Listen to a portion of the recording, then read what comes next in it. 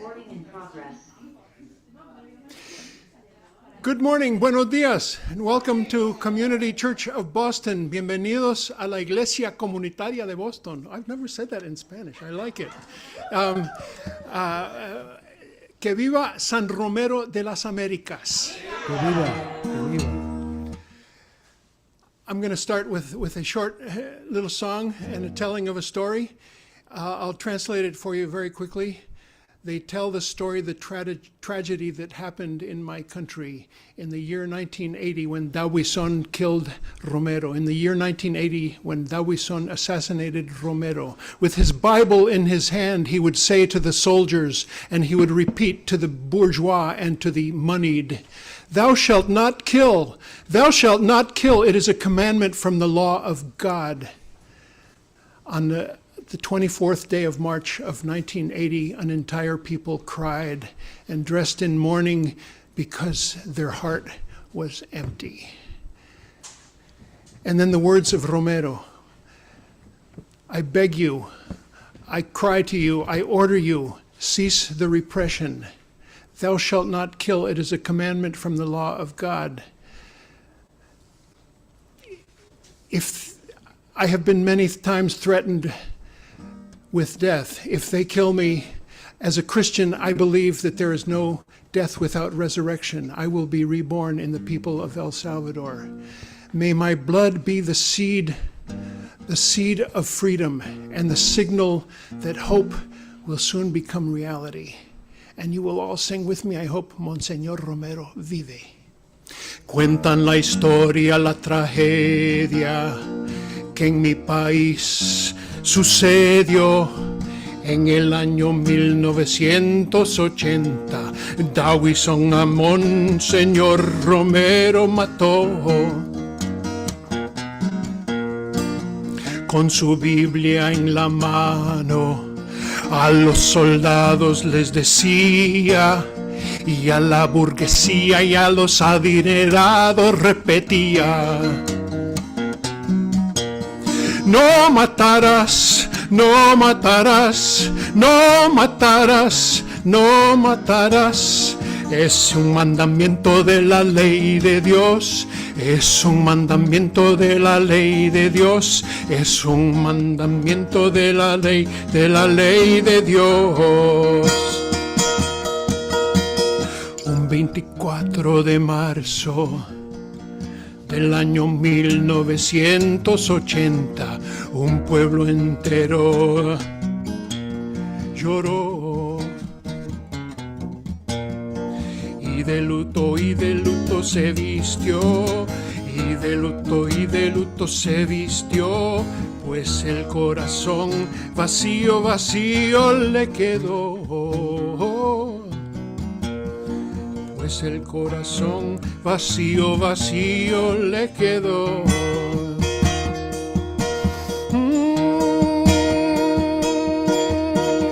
He sido frecuentemente amenazado de muerte. He sido frecuentemente amenazado de muerte. Debo de decir que como cristiano, debo de decir que como cristiano no creo en muerte sin resurrección, no creo en muerte sin resurrección. Si me matan, resucitar en el pueblo, si me matan, resucitar en el pueblo, si me matan, resucitar en el pueblo del Salvador.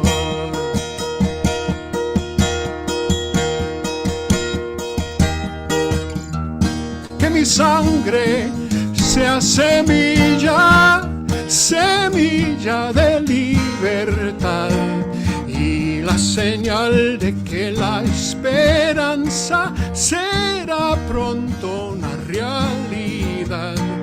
Y la señal de que la esperanza será pronto una realidad. Monsignor Romero vive, canten conmigo. Monsignor Romero vive, Monsignor Romero vive, Monsignor Romero vive. Monsignor Romero vive en el pueblo del Salvador, del Salvador.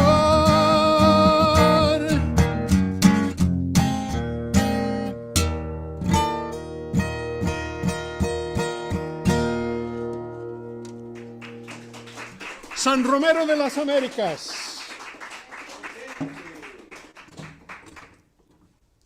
Ay, ay.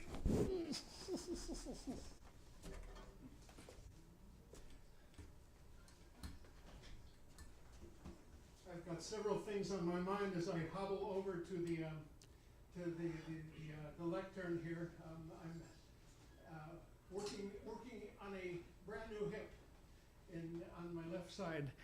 So I probably should not do this, but I really want to. I want to just walk around to show people on the Zoom and on the YouTube this amazing collection of Romero posters that give you a sense of the scope of the power and the effect of this man on the society of El Salvador. No debo de hacerlo porque estoy un poco renco por una nueva cadera que tengo en el lado izquierdo, pero tengo que hacerlo porque tenemos aquí una gran colección de afiches de Romero y del Salvador. Y quiero nada más caminarlas para los que están en Zoom y en YouTube con nosotros. Vean, esto es gracias a la colección de José Alemán y también de la misma colección nuestra. Y lo voy a hacer bien rápido, a ver si tengo mi cámara.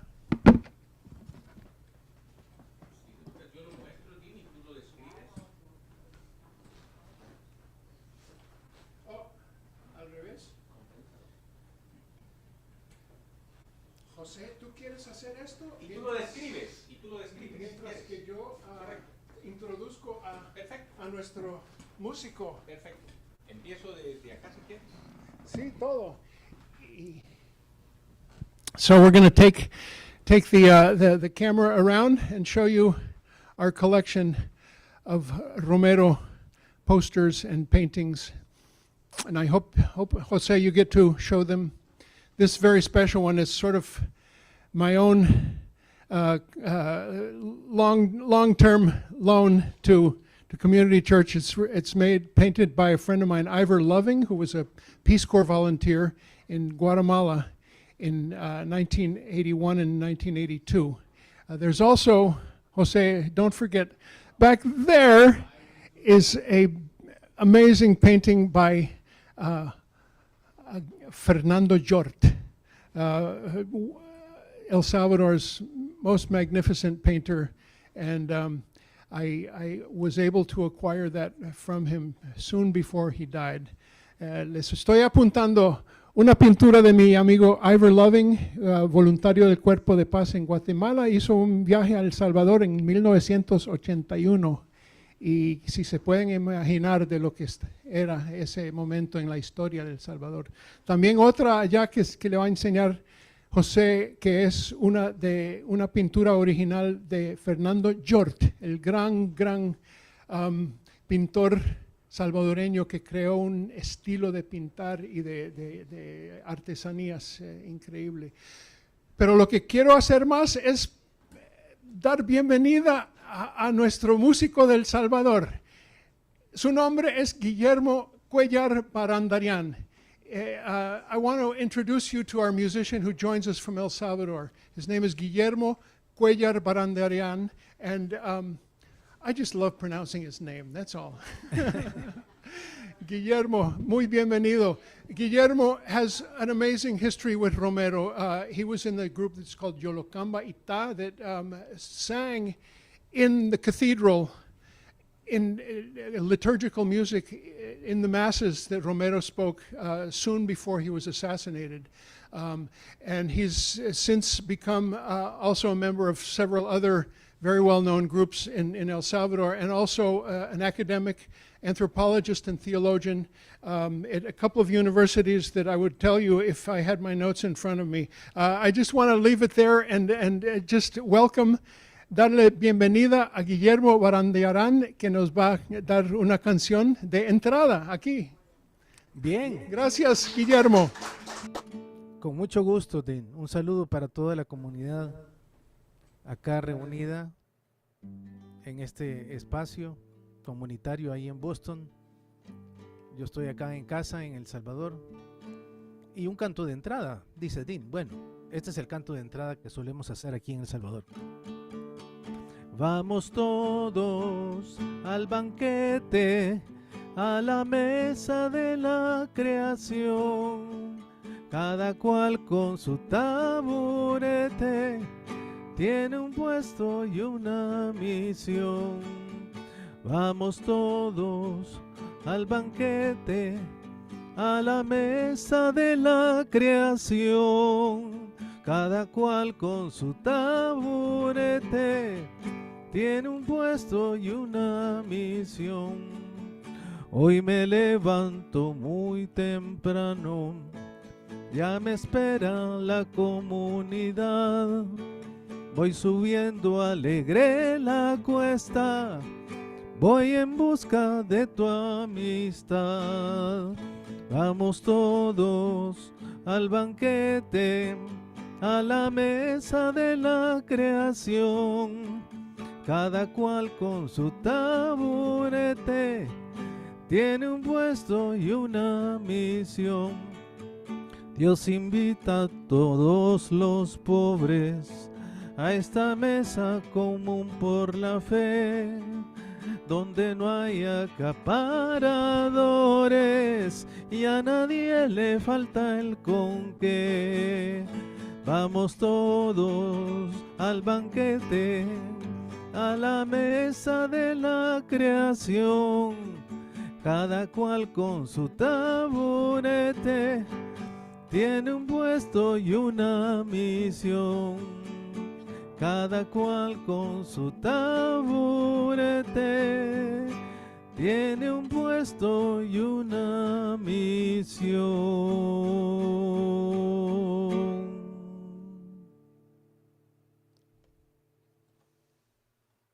Thank you, Guillermo. These are songs from the Mass. It's called Misa Campesina de Salvadoreña. Is that its name? And it brings us straight back to 1979, 1980, when the same movement was happening in Nicaragua.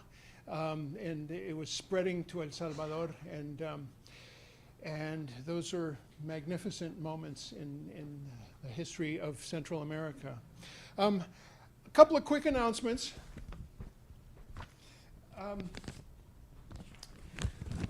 We have a new newsletter. Tenemos un nuevo boletín que anuncia nuestros programas venideros. Whoa, corrompí. Some of you maybe this is, what happened to this? some coffee spilled on it. Some of you maybe expected a different program this morning. Jorge Cuellar, Professor Jorge Cuellar, Salvadoran from Dartmouth College, was going to join us. He unfortunately had a emergency. His father in El Salvador, who he's with right now, and he might be on the Zoom. But we will hear from Professor Jorge Cuellar later in the season. Jorge Cuellar no pudo estar con nosotros, pero otro Cuellar está con nosotros, Guillermo Cuellar. So it's a double blessing for us. Next week, we have a talk, two reverends, Reverend John Gibbons and Reverend Kevin Peterson, will talk to us about reparations for slavery and talk about their struggles to bring that about. They do a duo program, especially in a lot of African American churches around the city of Boston.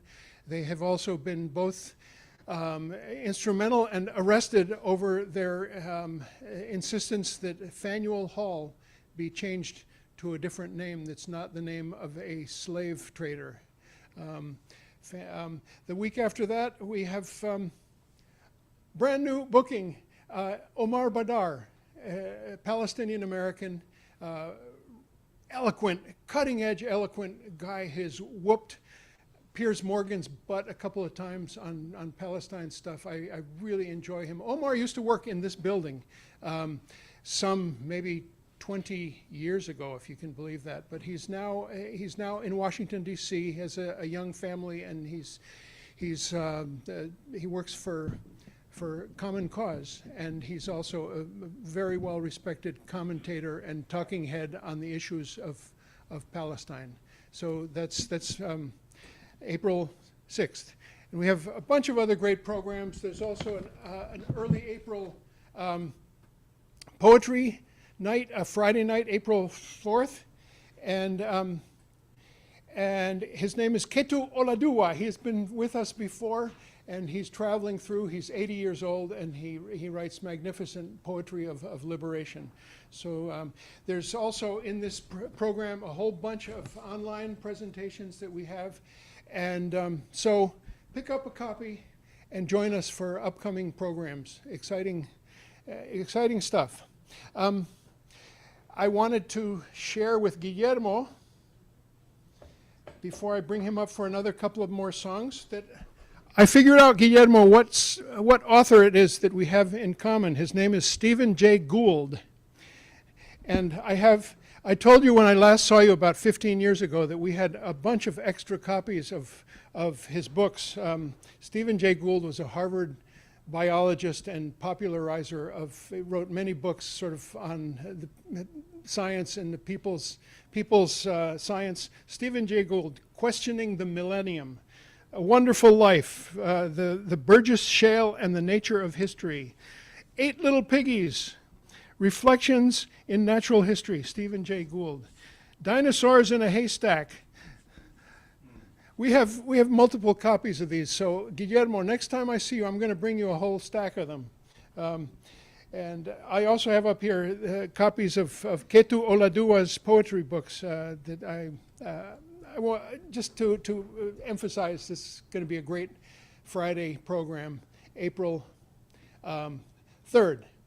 Another Friday after that, which is 2 remarkable retired diplomats and civil servants. One is named Colonel Larry Wilkerson, and the other is named Dennis Fritz. I forget, he's an Air Force captain or commander, and they both have a story to tell about their involvement in 2 different administrations. It should be a really remarkable conversation. They will be here live in person.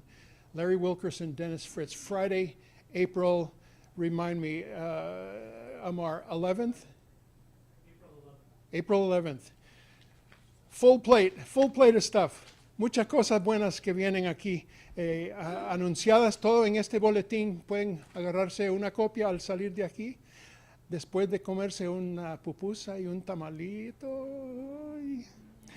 Guillermo, este es nuestro momento que le decimos mensaje musical, y para usted darnos un par de canciones y un comentario, lo que usted quiera, y si quiere que yo le traduzca o que hable inglés, yo sé que usted es muy perito en los 2 idiomas, pero si quiere yo le traduzco.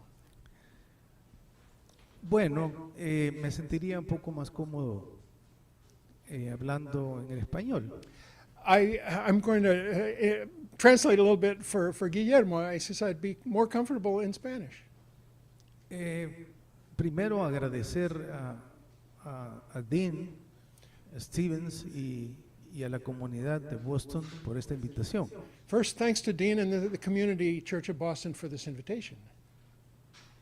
Me alegro mucho de participar en esta conmemoración de Monsignor Romero, a quien yo conocí siendo yo muy joven. Really makes me happy to participate in this commemoration of Monsignor Romero, who I knew when I was a very young man. Y la manera en que lo conocí a Monsignor Romero de una manera más cercana fue gracias a la música. And the way I came to know Monsignor Romero very closely was thanks to music. la música fue la que me acercó a él. It was music that got me close to him. Y él tuvo primero algunas reservas con mi música, And at first he had some reservations about my music.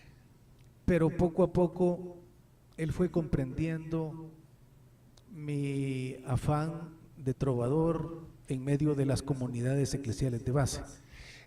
But he slowly caught on that I was a troubadour with a great love for in communities that had what we call the church-based communities.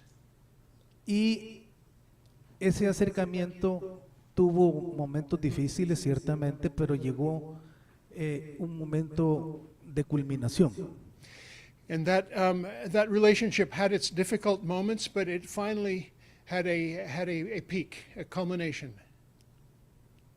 De hecho, Monsignor Romero menciona en 3 oportunidades en sus homilías canciones compuestas por mí para los sacerdotes que habían sido asesinados en esos años. In fact, in 3 different occasions during his homilies, Monsignor Romero mentions songs that I had written in memory of priests who had been assassinated. Y el momento culminante es cuando él me solicita directa y personalmente en una reunión pública que compusiera un canto. And the peak moment was when, in a public way, he asked me to write a song. Un canto dedicado al patrono religioso de nuestro país, que es el Divino Salvador. A song dedicated to our patron saint of our country, who is called El Divino Salvador. Y la historia es larga y está escrita y pueden hallar el texto en internet, pero el punto es de que yo compuse la canción y le llevé la letra a Monseñor 2 días antes de su última homilía. And the story is well documented. You can read about it. But long and short was that I came and brought this song 2 days before Monsignor said his last homily. Su última homilía pública, que fue el domingo 23 de marzo. His last public homily, which was Sunday, 23rd of March, just like today. Y le llevé solo la letra el viernes 21 y le dije que le llevaría grabada la canción de manera casera al lunes, al comienzo de la siguiente semana. I brought him the lyrics, and I told him that I could have just a home recording delivered to him on Monday of the next week. Pero él no esperó a que yo le llevara cantada la canción, sino que él tomó la letra de la canción y la incluyó en todos los papeles que él llevaba para guiarse en su homilía. But he did not wait till Monday. He brought the lyrics to the song amongst the papers that he took to the pulpit to read his homily. Y en un momento de la homilía del 23 de marzo, él extrajo la letra y dijo: y ahora una nota simpática de nuestra vida arquidiocesana, que un compositor y poeta nos ha hecho un bonito himno para nuestro divino Salvador. And he just brought out the lyrics and said to everybody, and this is some words from a young songwriter, and it's a song that he wrote that is dedicated to our Divino Salvador, our divine Savior, our patron saint. Y entonces él leyó la primera estrofa. He read the first verse. Y lee la última estrofa, que era la estrofa que yo pensé que a él no le iba a gustar. And then he read the last verse, which I thought was going to be the verse that he was not going to like.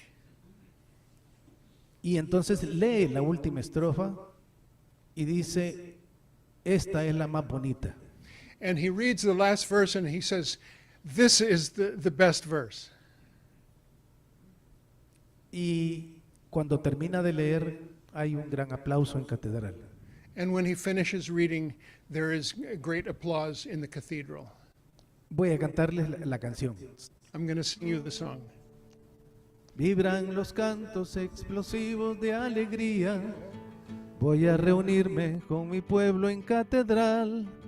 Miles de voces nos unimos este día para cantar en nuestra fiesta patronal.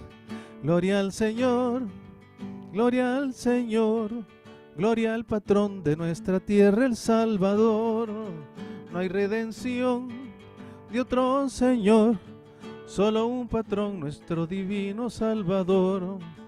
Por ser el justo y defensor del oprimido, porque nos amas y nos quieres de verdad. Venimos hoy todo tu pueblo decidido a proclamar nuestro valor y dignidad. Gloria al Señor, gloria al Señor, gloria al patrón de nuestra tierra, el Salvador.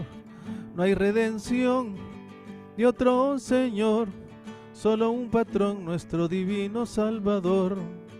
Pero los dioses del poder y del dinero se oponen a que haya transfiguración. Por eso ahora vos, Señor, sos el primero en levantar tu brazo contra la opresión. Gloria al Señor, gloria al Señor, gloria al patrón de nuestra tierra, el Salvador. No hay redención de otro Señor, solo un patrón, nuestro divino Salvador.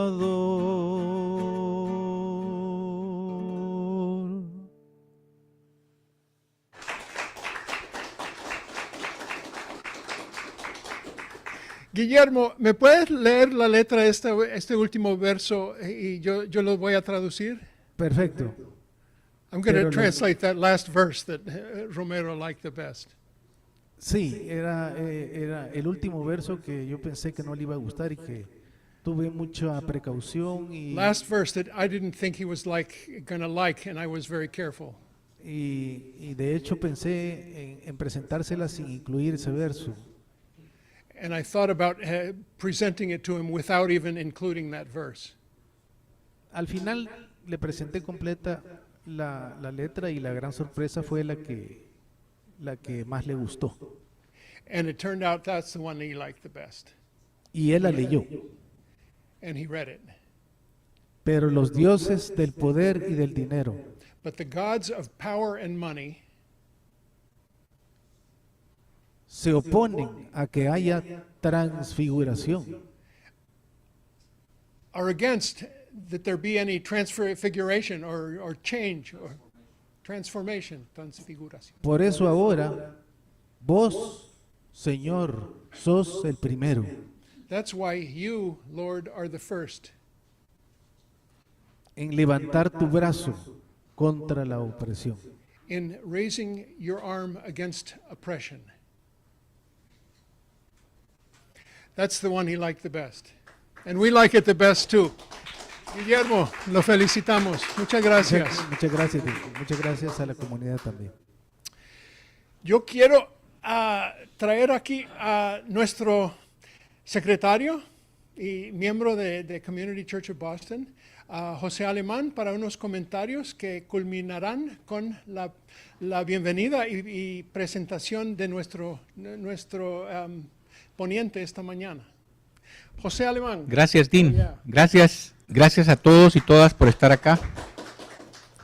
Más que yo, es la comunidad salvadoreña inmigrante que ha vivido en los Estados Unidos como resultado de un conflicto, un desangramiento que empezó no en los años 80, sino que antes. Después les voy a pedir a representantes de 3 organizaciones que nos den un saludo, porque no se trata de que yo hable y cuente la historia. De hecho, para eso tenemos a nuestro invitado salvadoreño también, para que nos haga reflexiones más profundas y más en línea de, como pueblo salvadoreño inmigrante, ¿qué llevamos de Monsignor Romero? ¿Con qué nos quedamos? So, more than me explaining anything, I just want to give the space to 3 organizations, local organizations, who have been working since 1980 to bring the word of Monsignor Romero and the work of Salvadorans, immigrants, to the forefront, to explain why we're here and what come with us as immigrants, as workers.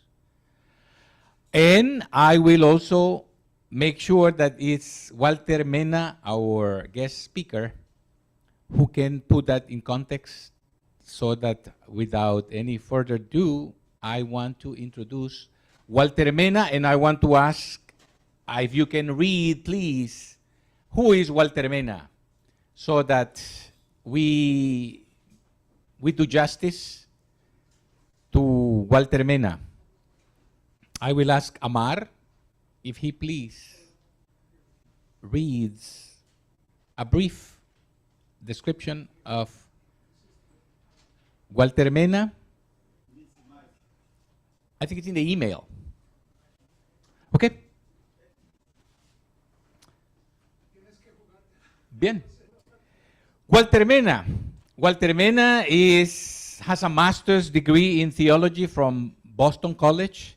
For more than 20 years, he has been working with youth, Latino youth, all over the country, in the US. He is a former seminarian, and he is currently consulting and training youth in how to bring faith into action in these times of attacks and uncertainty in our immigrant community. I know Walter for more than 15 years, and so it's a pleasure to me to have him here and talking about somebody who Salvadorans regard as a figure that has transformed many lives. So please, Walter Mena.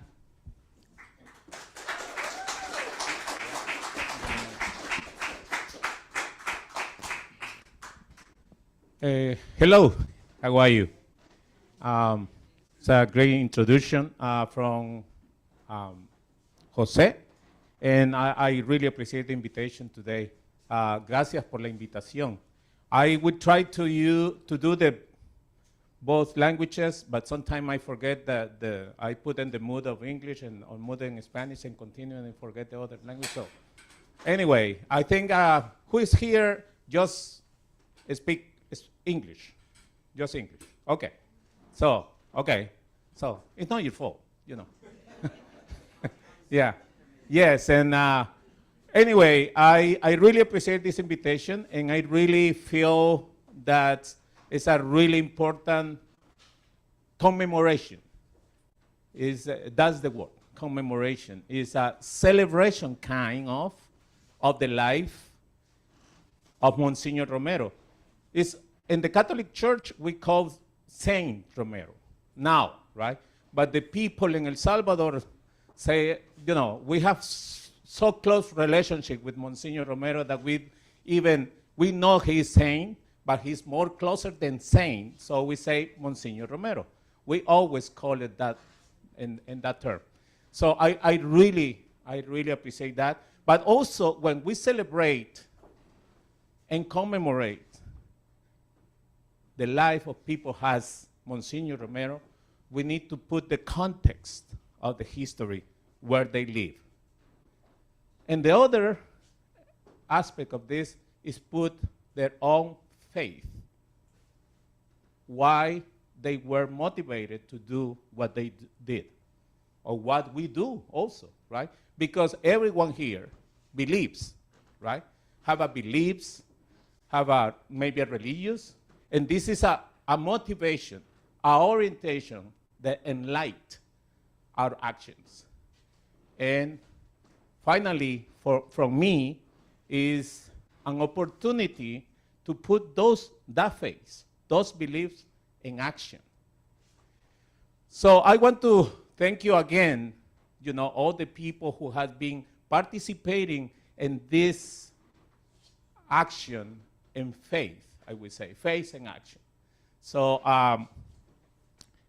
talk about Monsignor Romero in El Salvador in the 1980s, which I would talk more about it, but I would say it's also talking about the community. It's also about the invitation to get together, the invitation to build a community.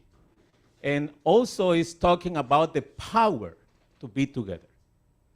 I think without that, Monsignor Romero recognized the faith in God, but also recognized the church. They call the people of God, not the hierarchical, not the position in the church, the people of God. And when we talk about people, we talk about organizing people. We talk about get together with the same values to see what is going on. So when we talk about Monsignor Romero, we talk about community organization, get together.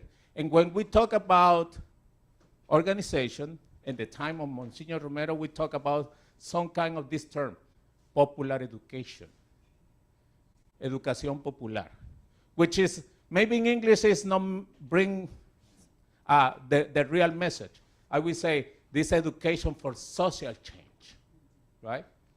That popular, educación popular. And when we talk about popular education, we get three things that I want you to think about today. Analysis of the reality, reflection about that reality, and the third one, the most important, action.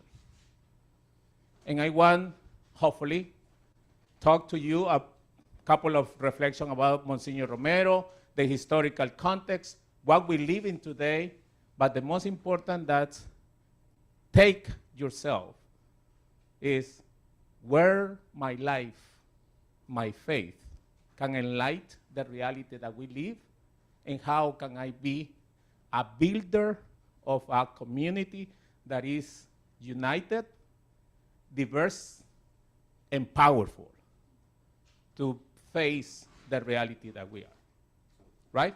So talking about Monsignor Romero, commemoration, celebration, yes, we can eat pupusas, yes, but we can go and we can need to think about how we can work together, how we can cross and build bridges, take down walls, right? That's the best outcome of this day, of this moment, of this reflection. If you and me take one step forward, one more step forward where we are, to be together and face and make an analysis what we are living now, make a reflection about that, and move on, move forward. Nos tenemos que mover hacia adelante, right? So, in that term, I would try to do something with you. I learned this. This is a building, some kind of, maybe an image of the community organizing, right? So I will ask you, and I will put this down, so I hope you can listen. Okay. Oh, okay.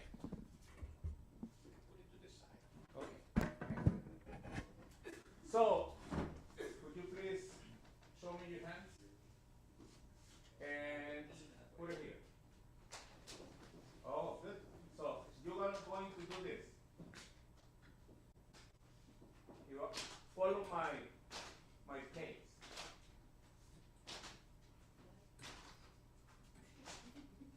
You can notice that sometimes it's hard to get pace at the same one. Oh, that was easy. Everyone knew.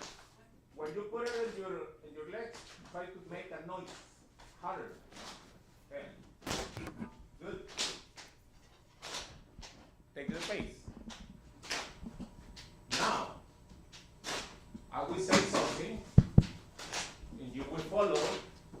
My guide.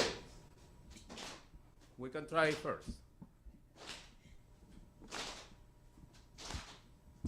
When I say yes, you say no. Yes. No. Yes. No. When you put it in the leg, you answer. Take the pace. When I say yes, you say no. Yes. No. Yes. No, you don't get the pace. When you put it here, you respond. When I say yes, you say no. Yes. Yes. Yes. Good. You get it. When I say yes, you say no. Yes. When I say Monsignor Romero, you say vive. Monsignor Romero. Vive. Monsignor Romero. Vive. Monsignor Romero. Vive. When I say juntos, we are together. When I say juntos, you say sí. Juntos. Sí. Juntos. Sí. When I say juntos, we say powerful. Juntos. Powerful. Juntos. Powerful. When I say powerful, we say peace. Juntos. Powerful. Peace. Powerful. Peace. Powerful. Peace. When I say Monsignor Romero, you say vive. Monsignor Romero. Vive. Monsignor Romero. Vive. Monsignor Romero. Vive. Muy bien.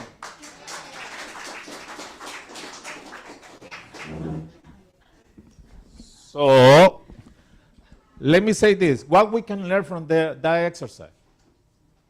What do you think? What do you think we can learn from that exercise? We can work together. We can work together. Is easy? No. What was the first thought that came into your mind when you see starting doing this? What was the first thought? Why?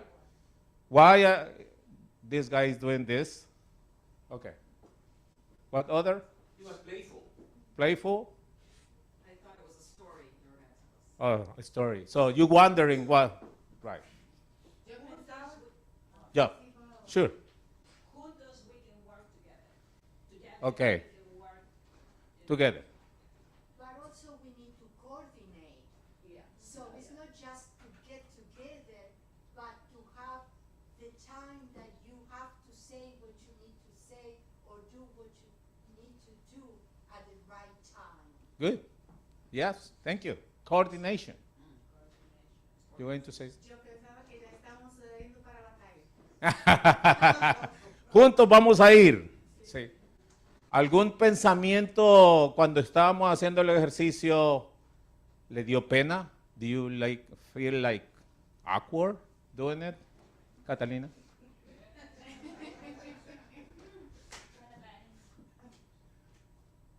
You feel awkward? No. No? How you feel? Strong. Okay. Take practice, right? So this is like a glimpse, I would say. Es como un pequeño reflejo del trabajo comunitario, right? Somebody or somebody's need to do something, right? But need to be a coordination, and we need to be in the same level of understanding where we're going, right? And little by little, you know, that was a really good group, let me tell you. Really good group. But get the pace on that. There is people that, in different ways, they have different skills, right? And some are, take more time to take the pace, right? And then if you talk and do the pace, you lost the pace, right? So the coordination. So you need to be into that people and take the pace and take the patience to do it again and do it again. And finally, you were really good in that. But sometimes there is people that go, in the other way, right? And you have to, they are part of the community also. How we can get the people into the same pace, right?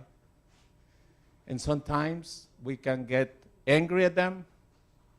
We can take them out of the group.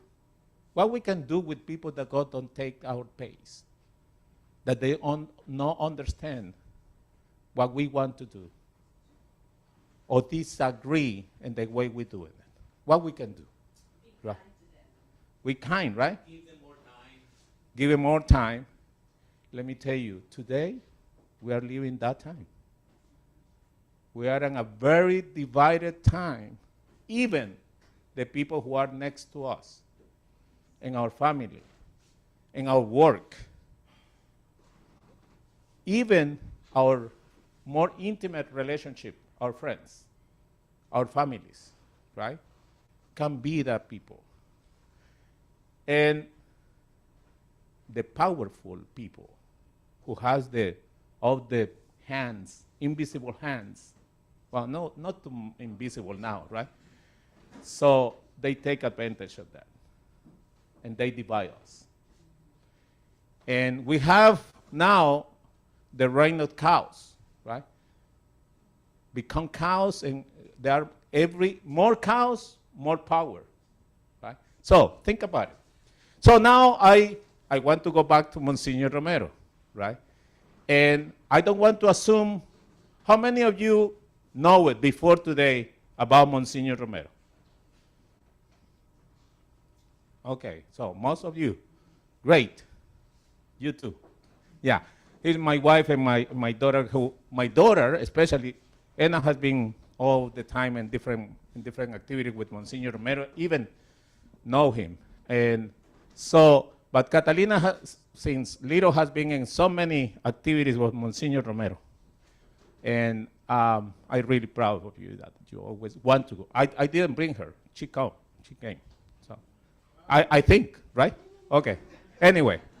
But anyway, going back on Monsignor Romero, I want to put a video that in a short time show us the context and who he was, just to refresh in a really a small time to understand who he was and what was the context that he was living in.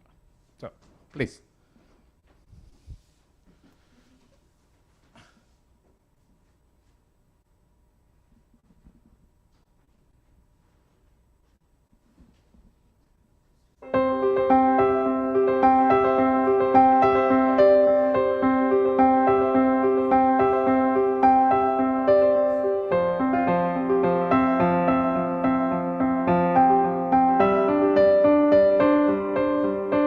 Salvador in the 1970s was a country deeply divided. Most Salvadorans lived in extreme poverty, while a small number of rich families controlled most of the wealth and political power. Violence was regularly used against those who stood up to challenge this inequality. This was the situation when Oscar Romero became Archbishop of San Salvador, the nation's capital, in 1977. Originally, he was seen as a safe pair of hands, someone who would not rock the boat. But as Archbishop, he would regularly hear first-hand accounts of the ordinary working people who would be threatened or disappear without trace. Romero said, "The word of God is like the light of the sun.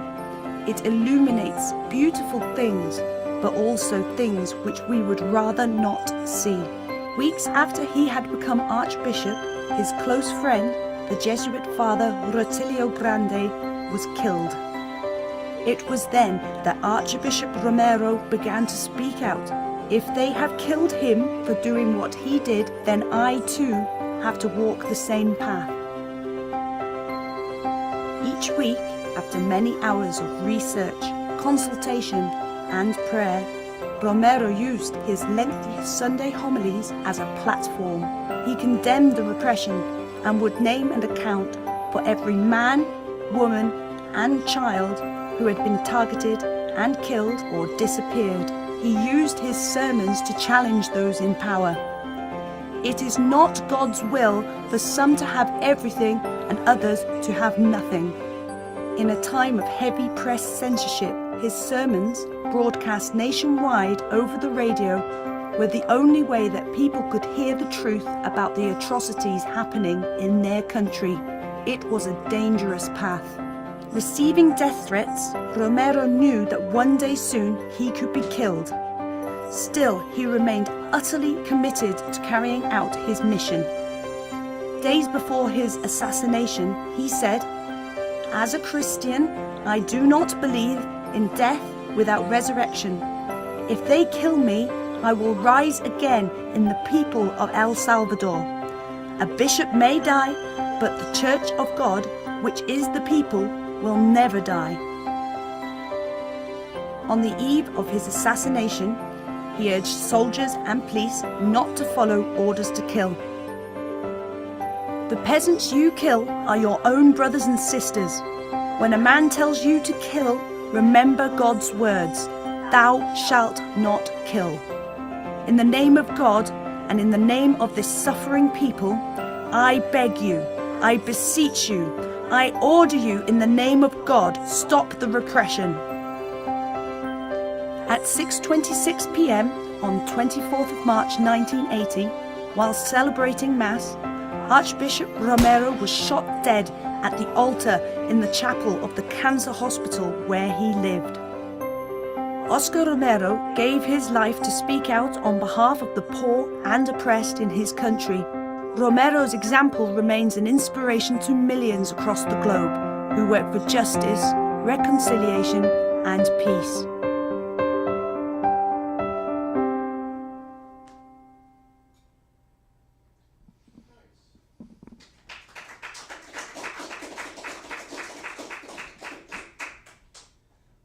Today, actually tomorrow, we are commemorating the 45 years of the assassination of Monsignor Romero.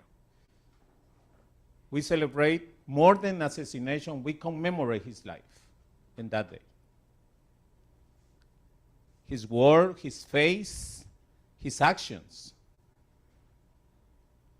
Today, I want to invite you to celebrate that, to commemorate that, and to see the impact of the Monsignor Romero has in your life. 45 years later, we are here. We are remember him, his face, his faith, his actions. And I want to ask here, who have less than 35 years here? 35 years old. Who is younger than 35? Yes, who is younger? Okay, so maybe the challenge now is to pass those values to the new generations. Because this world today has the word that Monsignor Romero in us live or has been living, is getting more complex about it. But the same answer is needed. We need to be together. We need to stand together. And we need to put the dots together. We need to put our faith and beliefs together. And this is urgent.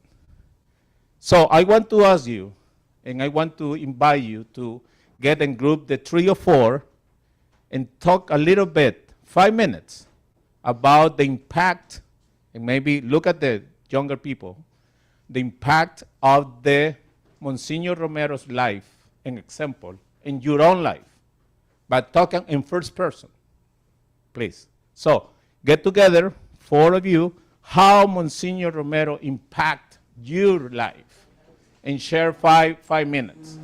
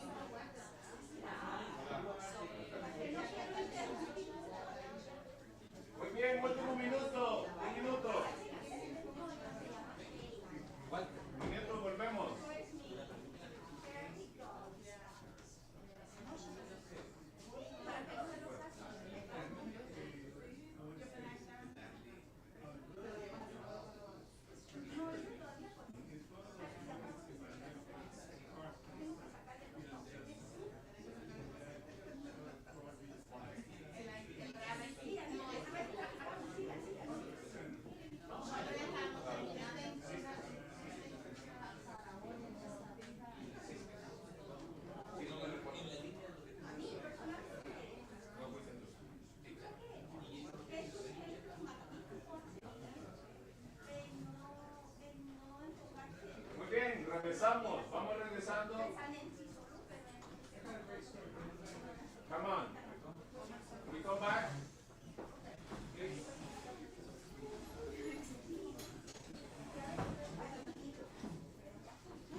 Okay. So, how Monsignor Romero impact your life? Any comments? Just take a minute to, less than a minute to tell me. Yes.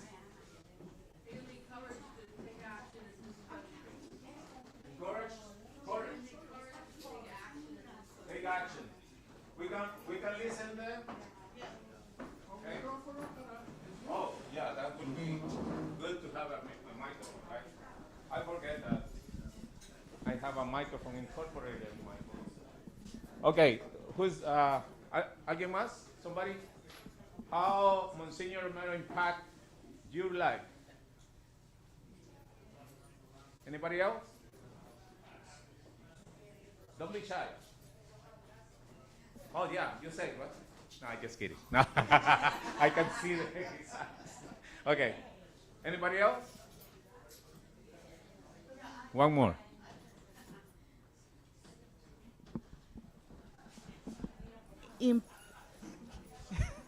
They say that I'm going to speak from the group. So they said that Monsignor Romero impacts in the way he talk to denounce the injustice. So that inspires us to speak out with some injustice occurs. So that's the lesson that we have now in our life. Thank you. Last. Okay. Yep.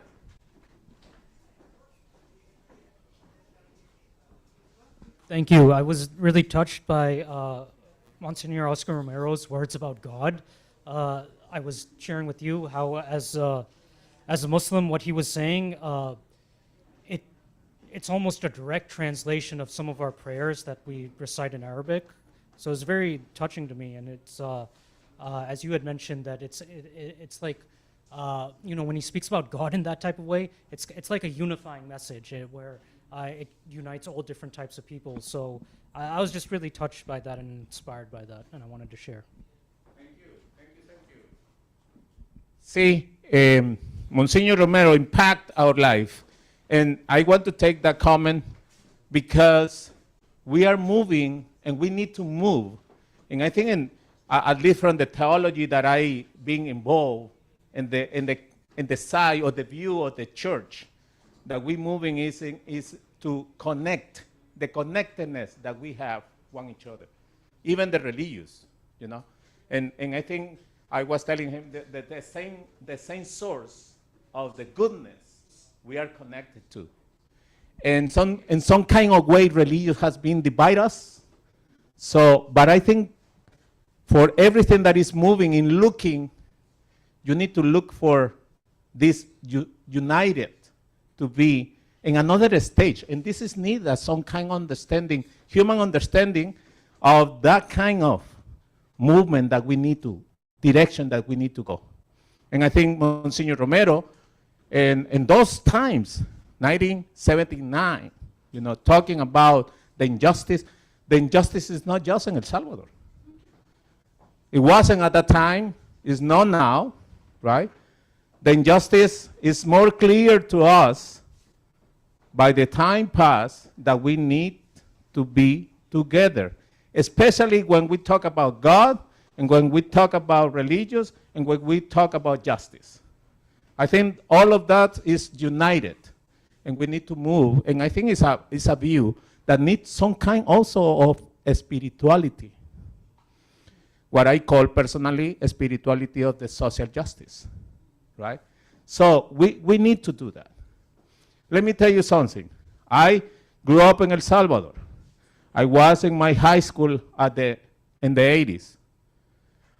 I met Monsignor Romero because I was part of the catechist, and I was part of the Pastoral Juvenil, the youth and young adult ministry in El Salvador. I see him a couple times in meetings.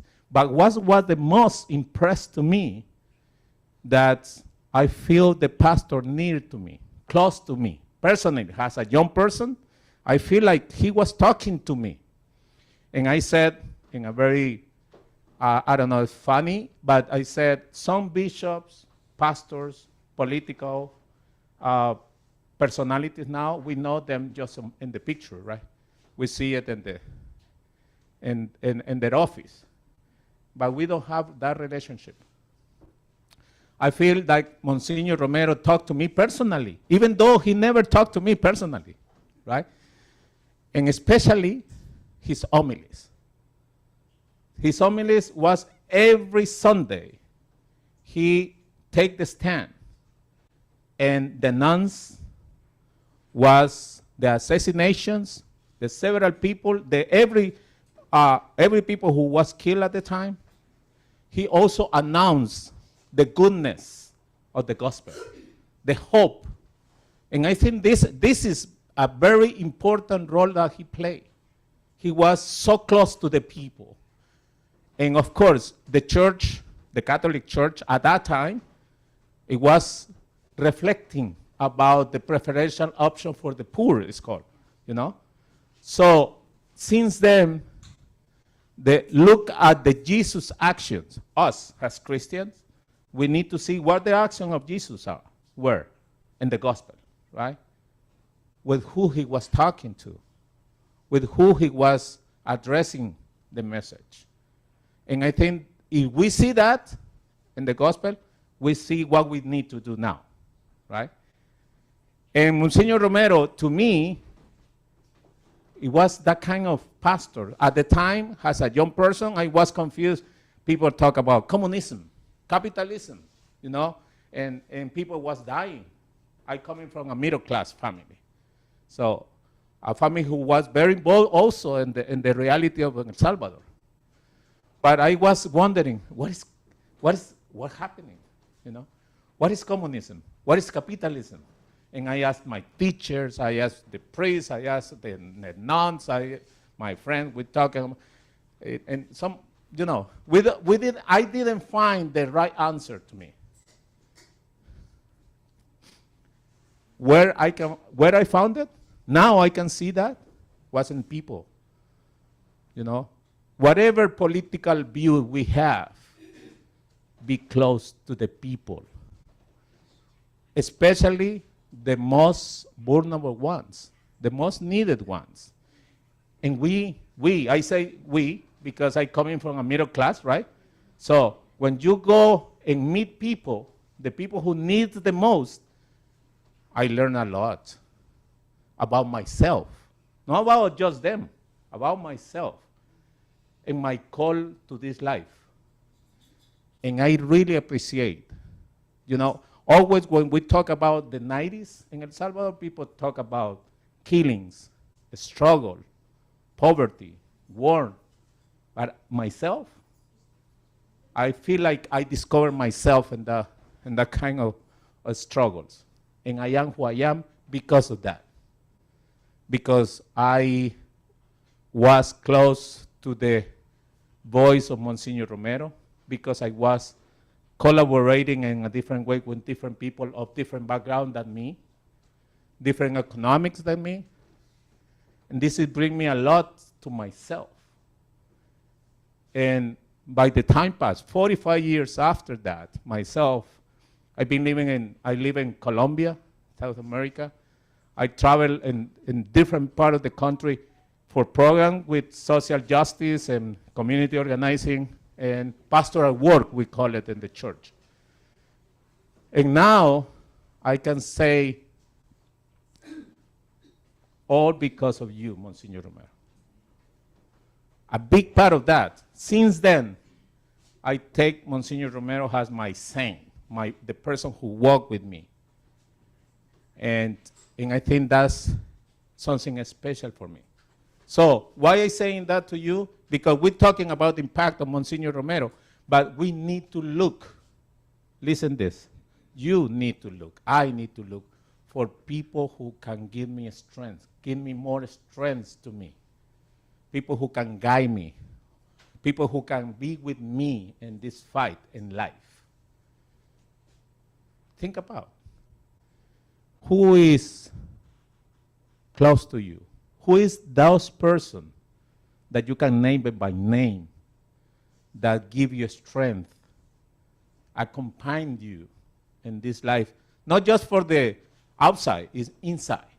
Because the revolutionary change, the transformation start from inside out. There is no other way. We can fight changes, and we should, right? In the society. But we need to fight with ourselves, change ourselves, and help others in their own transformation journey. That's important. We cannot leave them alone.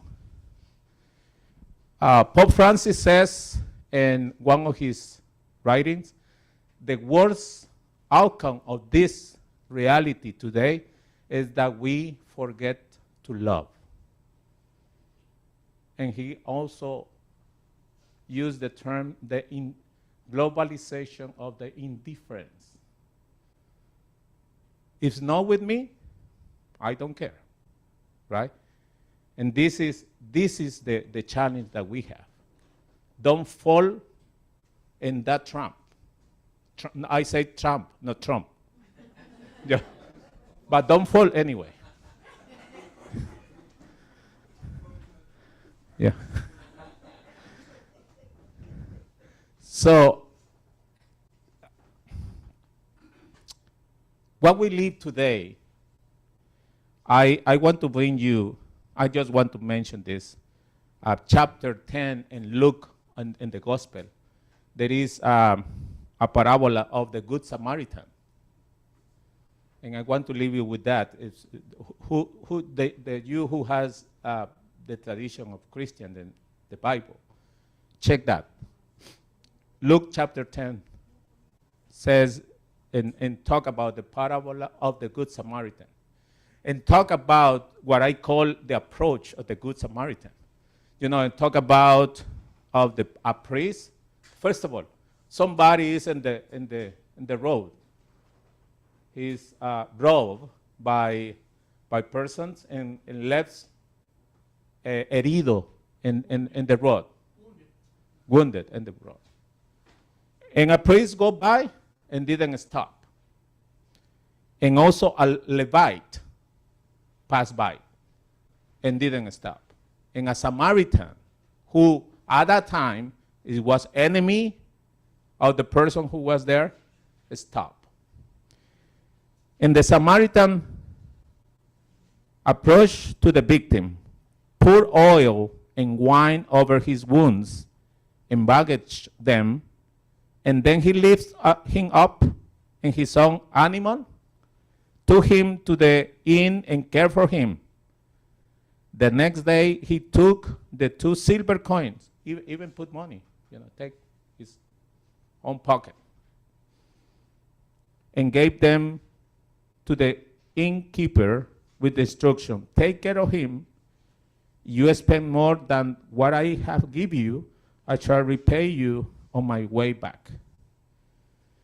And Jesus asked, which these 3, in your opinion, was the neighbor to the robber's victim? And the person who was talking to him says, the one who treated him with mercy. Jesus says to him, go and do likewise.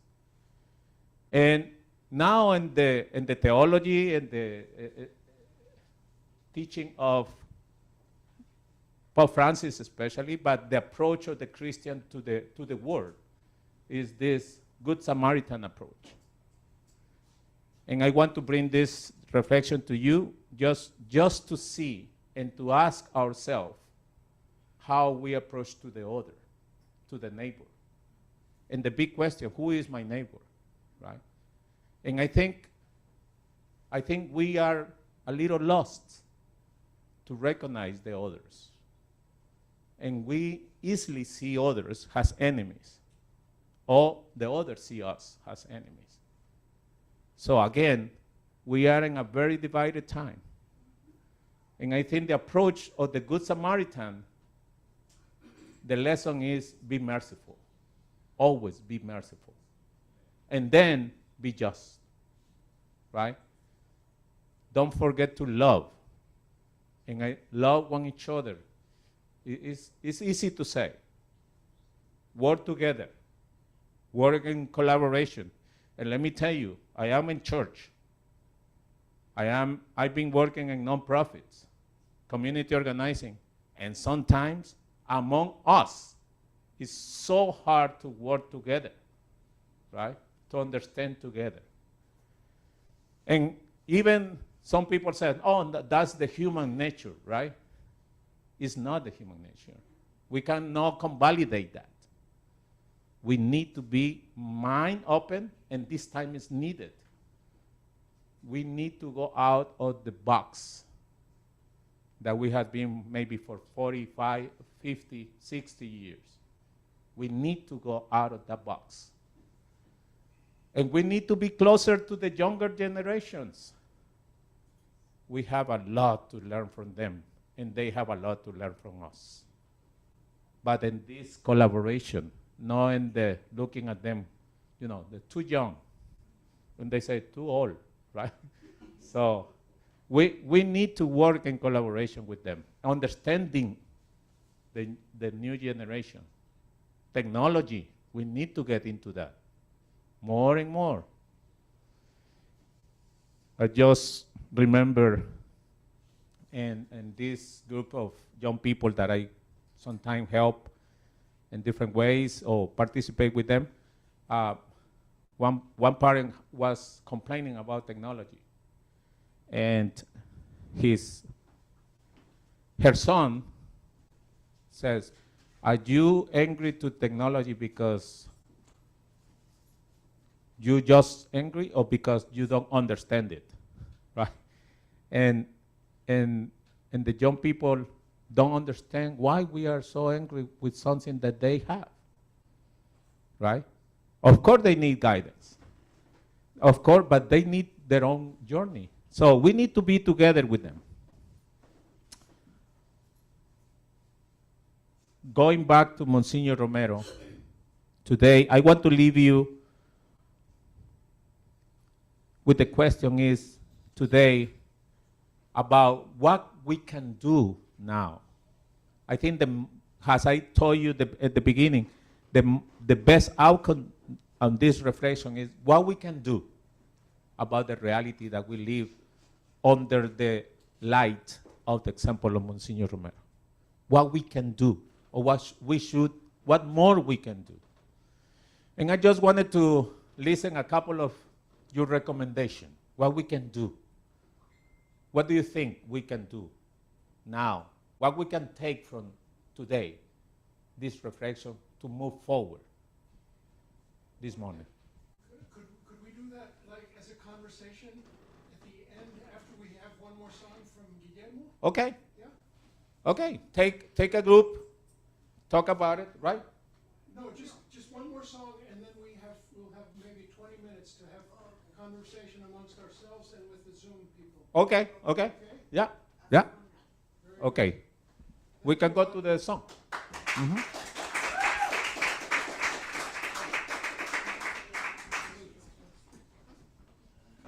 Got a couple things to do here. A couple things to pass around. A basket and a clipboard. And let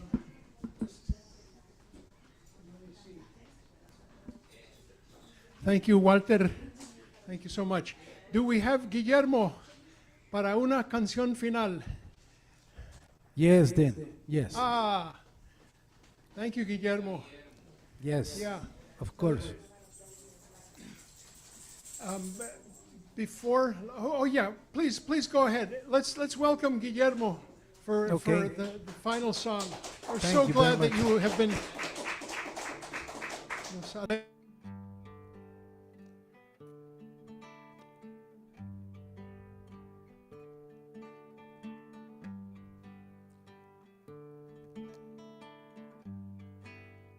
Símbolo de rebeldía,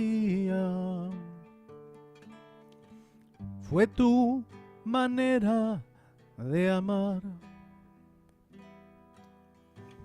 Serás por siempre profeta,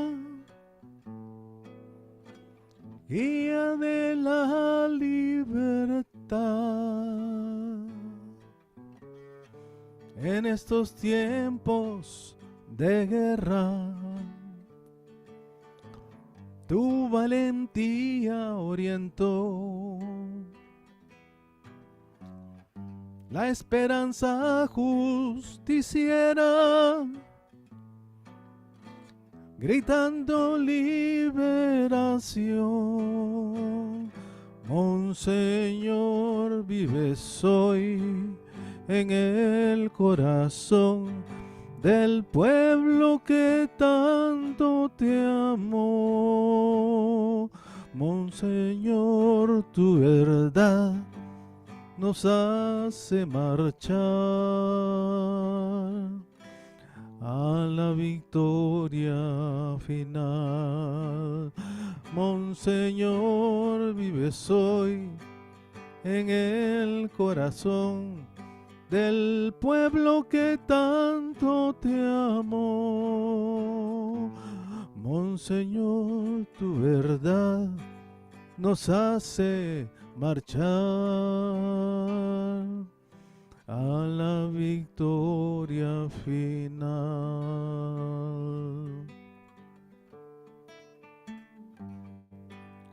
Hoy tus palabras sencillas denuncian la realidad,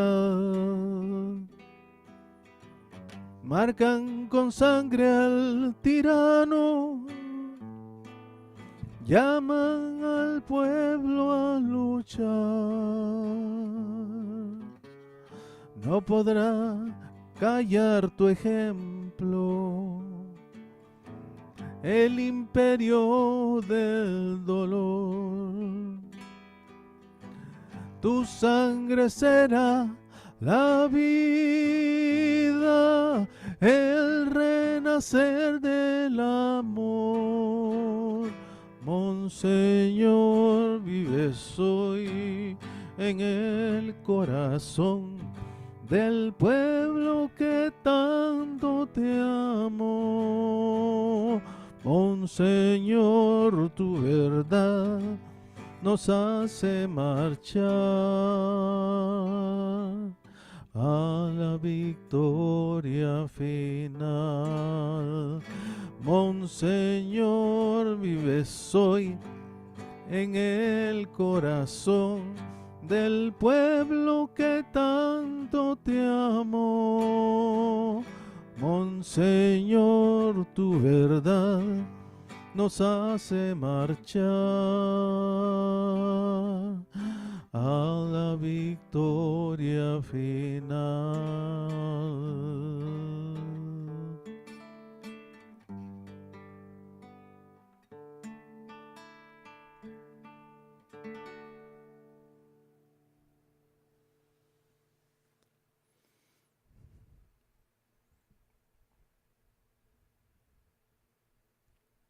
Con nosotros este día de comunidad celebrando al Monseñor Romero. Thank you so much, Guillermo, for being with us today. It Con really mucho is gusto, an con mucho honor, gusto, Dean. Con mucho gusto, muchas seriously gracias. an honor to have you with us. Those beautiful songs that lots of people are singing along with right here in this room, in this auditorium. So thanks again. We really Gracias. appreciate your being with us. I have just a couple of announcements. First is that we lost a dear member and friend. Her name was Joan Livingston. We had a memorial service for her last Sunday, and we happen to have some of her chachkas, which means sus chucherías, sus cositas. And we'd like you to have a look, and if there's something that you'd like to take home with you, eventually it will go to a thrift store. But there's some lovely things on Native American themes, peace themes. That's the one announcement. Second announcement is really kind of late breaking news, which is that next Friday we will host a luncheon here in this room for Reverend Dr. Munther Isaac. I don't know if you know that name, but he is a Christian Palestinian, born and raised in an Orthodox Christian tradition, now a Lutheran. He's a pastor in Bethlehem, and he wrote a book that was called Christ in the Rubble, and there's an image that goes with it that went viral on social media. He will be with us at 11 next Friday. I hope you can join us to receive this really interesting, wonderful pastor, Reverend Munther Isaac. And put your name on our list, and we will send you a reminder of this.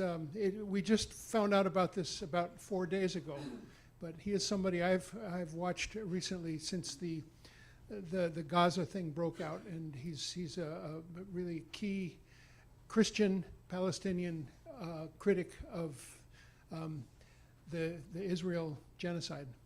So those are the two announcements I had to make, and I just want to hand it back to Walter to moderate the rest of los últimos 25 minutos que tenemos. José nos habló de que iba a unir a todas las organizaciones y darnos homenaje. Sí.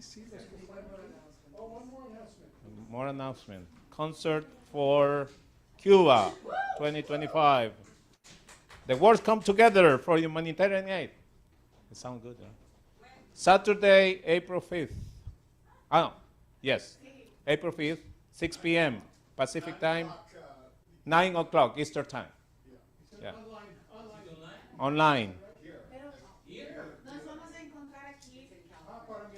Oh, we get together here, 9 p.m. on April 5th. So concert for Cuba, come. Okay?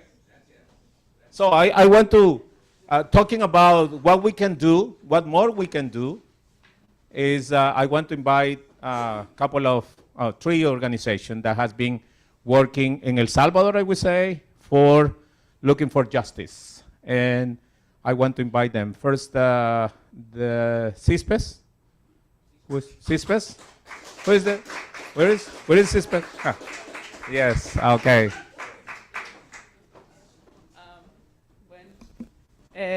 Buenas tardes, ¿verdad? Yeah. Yo lo escribí, so no se enojen conmigo. I wrote what I was going to say, so don't be too mad at me. So today, we gathered to honor the legacy of Monsignor Oscar Romero, a steadfast defender of the oppressed and a champion for justice. His commitment to standing with the poor and marginalized continues to inspire us today as we witness ongoing struggles in El Salvador, particularly in Santa Marta, where land and water defenders face relentless persecution. The second incarceration of human rights defender Fidel Zavala is a painful reminder that the fight for justice is far from over, and that if you speak up against the human rights abuses of the Bukele regime, you are a target. Lo voy a decir ahora en español. Hoy nos reunimos para honrar el legado de Monsignor Oscar Romero, un firme defensor de los oprimidos y un campeón de la justicia. Su compromiso de defender a los pobres y marginados continúa inspirándonos hoy en día, ya que somos testigos, ¿verdad?, de las luchas en curso en El Salvador, particularmente en Santa Marta, donde los defensores de la tierra y el agua se enfrentan a una persecución implacable, digamos. El segundo encarcelamiento, ¿verdad?, también del compañero defensor de los derechos humanos Fidel Zavala es un doloroso recordatorio por la justicia, que la justicia ahorita está lejos, o la lucha por la justicia está lejos de terminar, y que si hablas en contra de los abusos de los derechos humanos del régimen de Bukele, eres una amenaza para él.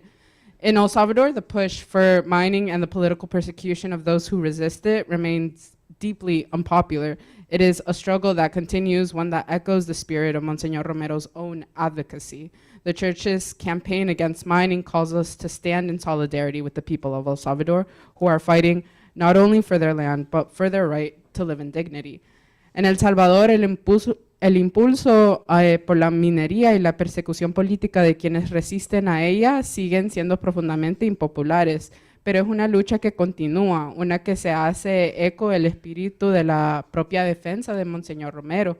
La campaña de la Iglesia contra la minería nos llama a solidarizarnos con el pueblo del Salvador, que está luchando no solo por su tierra, sino por su derecho a vivir en dignidad. So, answering el compañero Walter's earlier question, right, with CISPES, we invite you to join us to an upcoming meeting where we will continue to support the efforts of the popular movement in El Salvador.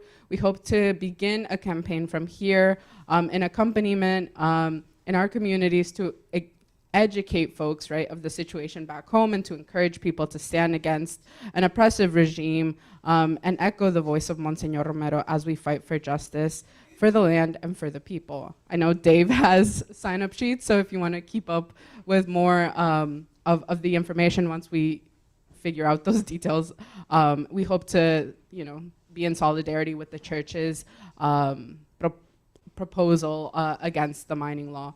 Entonces, contestando a la pregunta del compañero Walter, ¿verdad? Invitamos a que se unan a nosotros como CISPES en nuestra próxima reunión, donde continuaremos apoyando los esfuerzos del movimiento popular en El Salvador. Esperamos comenzar una campaña desde aquí en nuestras comunidades para educar a la gente sobre la situación en casa y alentar a la gente a unirse contra un régimen opresivo y hacerse eco la voz de Monsignor Romero mientras luchamos por la justicia, por la tierra y por el pueblo. Entonces el compañero ahí está, creo que se está compartiendo a donde se pueden inscribir cuando tengamos más detalles sobre esa reunión y cómo queremos desarrollar esa campaña para solidarizarnos con la iglesia en El Salvador, que está liderando esto para que se derrogue, ¿verdad?, la ley. Y bueno, para terminar, nosotros sabemos, ¿verdad?, que en la memoria y en la verdad, sin miedo y de frente, el pueblo siempre salva al pueblo. Y que viva El Salvador y que viva Monsignor Romero. Bravo, que viva. Sister cities. US. Hola, buenas tardes. Mi nombre es Rachel Wyan, soy parte de la ciudad hermana de Cambridge, Somerville, con San José Las Flores in Chalatenango. My name's Rachel and I'm part of the Sister City Committee of Cambridge and now El Salvador with San José Las Flores in Chalatenango. Es un pueblo muy heroico. It's one of the most heroic, well, we think because it's our sister city, parts of El Salvador that fought during the Civil War and has continued to evolve into a beautiful, beautiful community during all these years since the peace accords in 1992. We became sister cities back in 1987 officially, and we've had delegations going down to visit San Jose Las Flores and come back here since then. And we have a delegation going in June. Several people who are here today are part of that delegation. It's very exciting. And we have stood with the community as a committee here and as a city. And we have learned so much through our visits and through the visits of people from Las Flores coming here. In fact, I say it's a transformational relationship. As we were talking about, Monsignor Romero is the one who has transformed really the popular church, la Iglesia Popular, the preferential option for the poor, the liberation theology, an opportunity to visit San Jose Las Flores. We can really see that happening, and it's changed our lives here. So what we can do, absolutely stand with the people of Las Flores and the people of El Salvador against the mining. We will be learning more about that in our delegation going down in June, and we are having an event. I believe it's going to be on the 16th. We will let you know, 16th of May, and we will let you know through Community Church. We will make sure if you're on the Community Church list, we'll make sure you also get the information. We don't have sign-up sheets right now. But please, we will have a wonderful opportunity to meet the delegates and to learn more about our sister city. And when we come back, we'll be doing report backs later on in the summer and the fall. So it's Cambridge Las Flores on Facebook, and we would love to be in touch with all of you. Thank you. Muchas gracias. Now we invite the FMLN. Oh.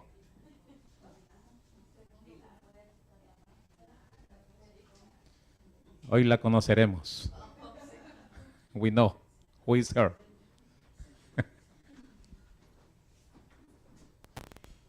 Muy buenos días, mi nombre es Pilar Galdamez con el FMLN. Yo voy a hablar como una mujer de izquierda, que es lo que Monsignor Romero representa para la clase trabajadora internacional en este momento. My name is Pilar Galdamez. I'm going to speak like a woman who's left ideals, and I will speak what Monsignor Romero means for us in this moment in the left. Because not from the religious side, because in the religions you can have extremist right wing. So that doesn't mean that as a left we see Monsignor Romero only from that point of view religious, but as people that fight for the social class struggle. Voy a comenzar a decir que la situación de Monsignor Romero no fue particular, él fue un resultado de su contexto, él fue un hombre humanista, no un hombre de izquierda, y que en ese momento el pueblo salvadoreño y la Iglesia Católica estaban siendo perseguidas. Hubieron muchos padres y religiosos que fueron asesinados en esa época. I will say that Monsignor Romero is a result of the context. He was not a man of the left, but a humanist that he answered in a context where the Salvadorian people was being persecuted and the church as well. Voy a decir que, estoy nerviosa. Let me see. Tengo notas. Entre los acontecimientos que marcaron, por ejemplo, esa época, tenemos una masacre en el Parque Libertad en 1977 y la gente se refugia en la Iglesia Católica. También tenemos el asesinato del padre Rutilio Grande en 1977. Y tenemos el asesinato de Monsignor Romero en 1980 y tenemos el asesinato de 4 monjas estadounidenses el 2 de diciembre de 1980, el mismo año que Monsignor fue asesinado.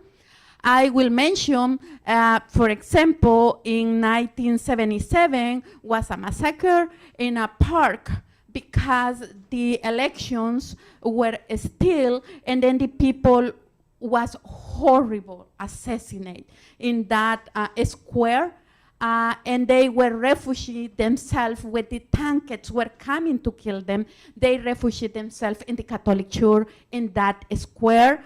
And then we have as well that the priest Rutilio Grande was assassinated, as well as Monsignor Romero, and we have sadly, and that the same year that Monsignor Romero was assassinated, we have 4 nuns, U.S. nuns. They were cruelly raped, tortured, and assassinated. And then due to that, that horrible history, when the whole, like outside of El Salvador, and people from different denominations were feeling really shocked with what was happening in El Salvador. And in California, there was created the sanctuary movement to protect Salvadorians and Guatemalans arriving from that very sad situation. Debido a esa situación de persecución de la iglesia, en California se abre el movimiento santuario para darle refugio a los migrantes salvadoreños y guatemaltecos. And the first there were 6 churches, and 5 in California, and I believe 1 in Texas, that initiate the sanctuary movement.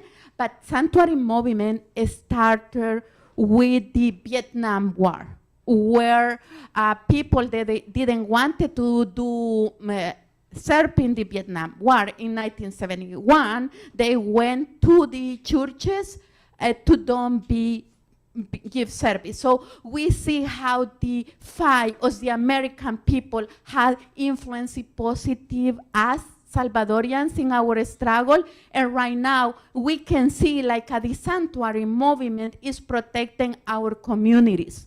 So we can see how the blood of Monsignor Romero and the blood of these 4 nuns had been without intention, but they are being protecting the many migrants right now in the USA through this sanctuary movement. That is the connection we can do. Quiero decir que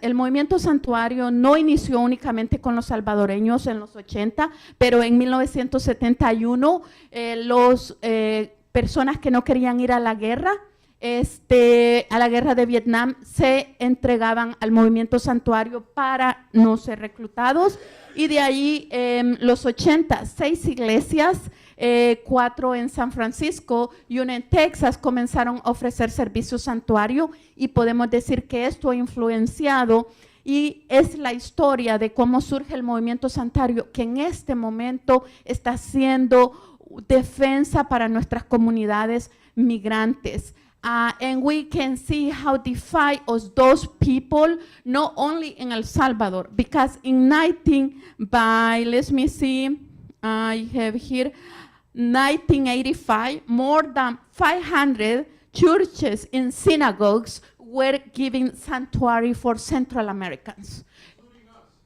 Thank you so much.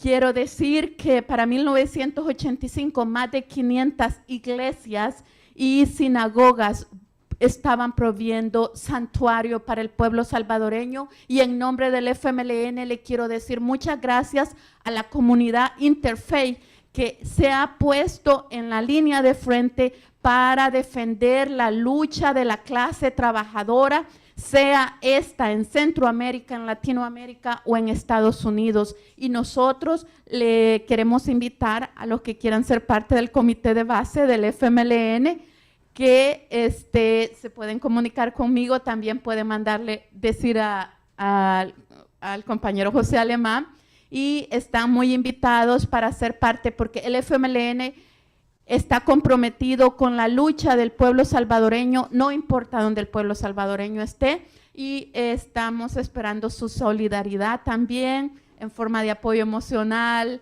y invitándonos a eventos. I would like to say that the FMLN has a base committee here in Boston, and we would like to invite all of you to come and participate. You can reach out to me or Jose, and we are open for your solidarity in any kind that can be. Thank you so much.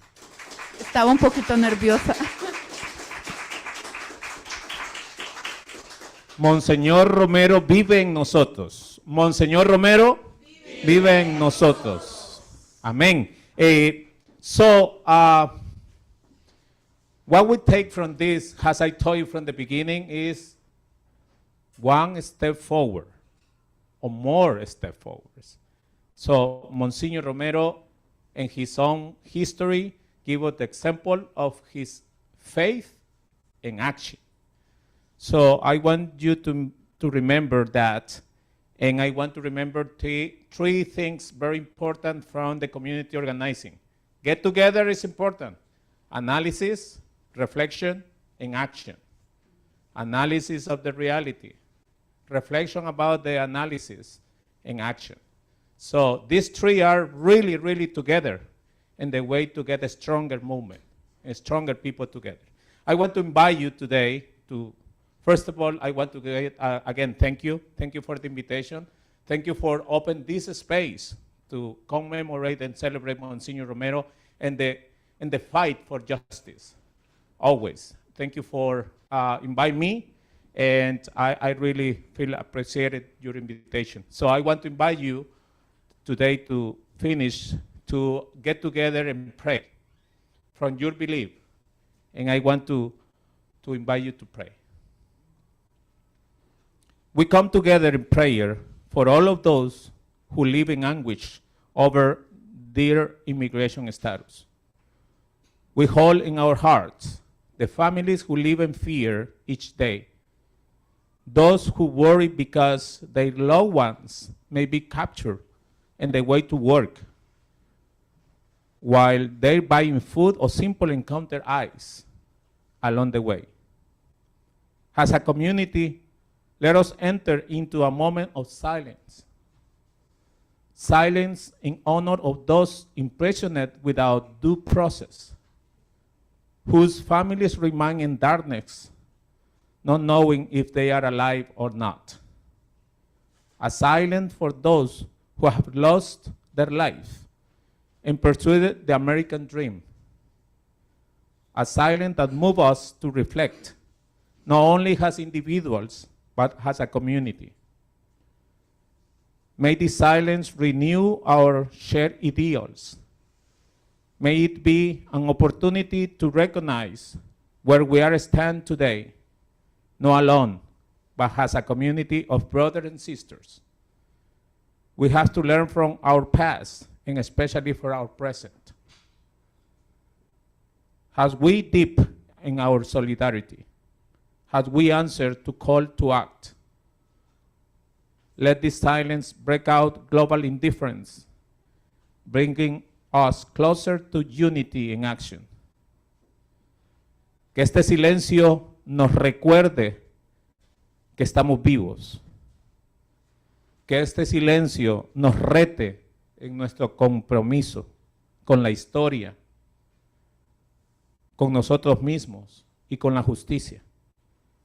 May this silence awake us the courage to raise our voices and move to action here and now. Invitamos a Monsignor Romero a que continúe caminando con nosotros.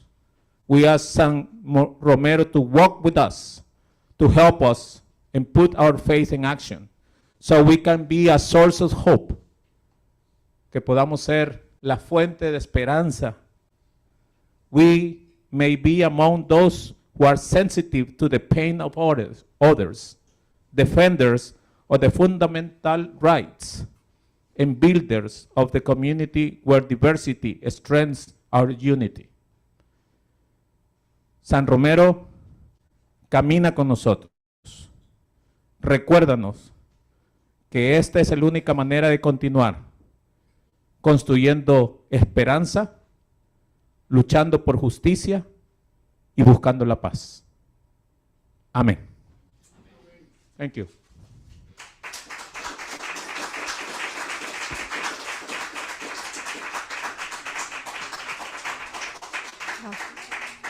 Good afternoon.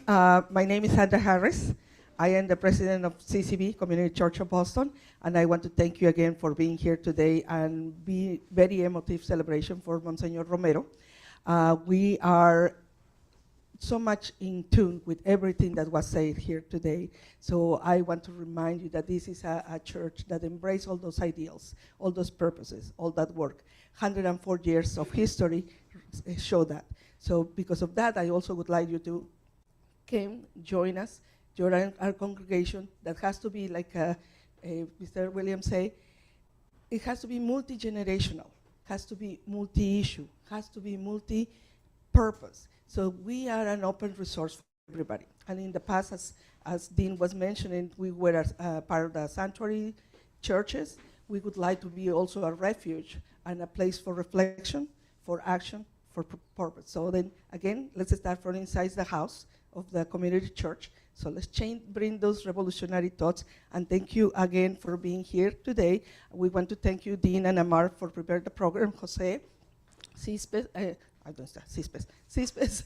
Sister Cities, FMLN, and of course, William Peña. And I would like to also remind you that as a place of openness, we also have a lot of different projects, but also a lot of different needs.